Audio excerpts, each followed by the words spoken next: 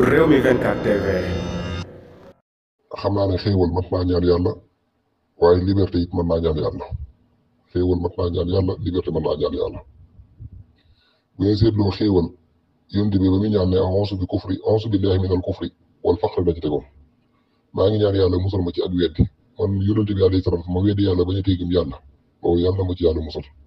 waaye à part kufru googu nag ma musal yow yàlla ci faqru ci ñàkk ba mu lëkkalee al kufru ak faqru boobu nga mën a comprendre nag ne faqru dana yóbbu nit ki ci kufru bi maanaam bi mu waxee bi mu nee kufru rek ne yàlla musal ma ci kufru ba pare daal ci teg ne al faqru muy ak ñàkk boobu nga war a comprendre nag ne nit ki ak ñàkk dina ko poussé di ko poussé ba yóbbu ko ci keewu kufru mu weddi yàlla borom bi subhanahu wa taala te yàlla xam ne ñàkk doo ma tax mu dugg ci kufru mais bu dul na ñàkk du dugg ci kufru léeg-léeg sax nga dégg ci nit ñi ci seen i audio ci seen i biir wax da nga ciy dégg ne seen i wax day wax nañ wax ju dëli te yëguñu ne wax neen wax ju dëli te dara wër na ko dul ñàkk moo sama dégg ci groupe bi benn audio buñ fi dugal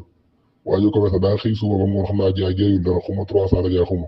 mu ne wéet na yëpp yooyu yëpp gëmutu ci dara du alxuraan du dara waliyaas bi lay tabaaraka wa taala mu leer ni kii kufru gi nekk ci moom moo ko waral mu wax ji waliyaas bi la mais sax du dëgg ci xol ba doonte ne xam ne moom xamul ne wax na wax ju dëlee dëli léegi li ma bëgg a fàttali foofu ngeen xool ñii tey ñoo nga jëm ca fan yi war a defee plainte bi nga xam ne xool war na koo def premièrement su fekkoon ne ay moyen amul ci ñoom du ñu mën a dem maanaam moyen bu ñu amutoon moyen bu ñu mën a jëlee 10 dem songu ba set sol seeni yére ñaabu seeni drapeau dem ak lum sori parce que yaakaar naa am na diggante boo xam ne dana toll 400 nangam kilomètres mais moyen bu amutoon du ñu mën a dem kon da ngeen gis ne nit ki moyen lu am solo la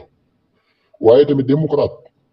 liberté nit ki lu mu war a xeex doonut lu ñuy ñaan yàlla doonut lu ñuy négocier mais nit da koy xeex ba am ko ndax fi ne ñii ngeen ko gisee mu def ko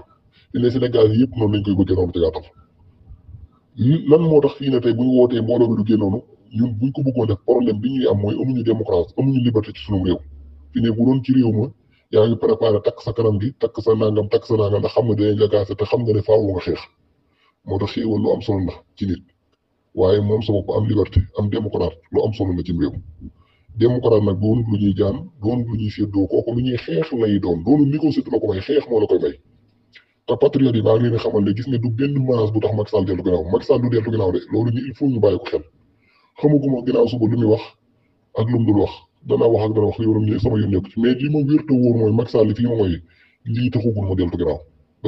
même tey plainte bi bis bu fekkoon ne si biir tey nangu nañu plainte bi procureur nangu na ko su boobaa day gën a indil problème Macky Sall bu gën a foncé day gën a combat parce que su boobaa leen dong la gis ne mooy avantage mooy des ci réew mi la tàng desul ci réew mi